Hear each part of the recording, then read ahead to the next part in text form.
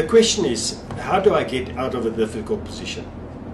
And it's not easy, but it's actually very easy if you think about it.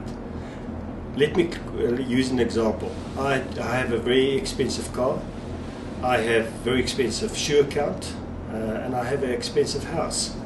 I use 40–50% of my income to repay my debt.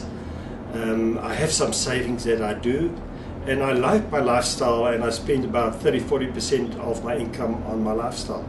So what do I do to actually manage that situation? I think that's where the trick comes in, to actually say you have to downscale. You have to actually change the way you do things.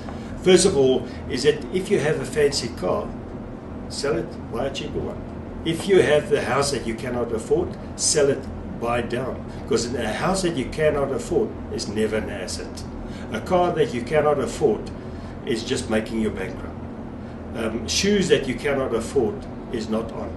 So unless you have a choice, either you scale down or you're in with a position where it will be done for you. So which one do you choose?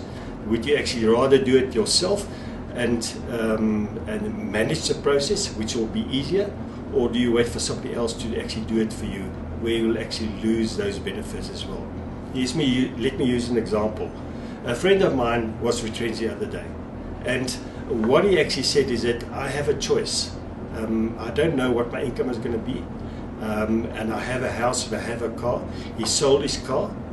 He actually bought a very cheap vehicle to get to and from work.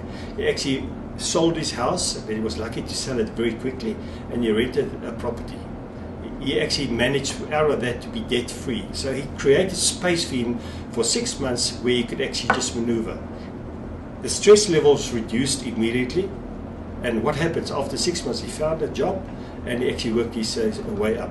Now 2 years later, he's in a better position than what he was before. So the lesson here is that if you're in a situation, make a plan, take action, do it now, because that's always the best action.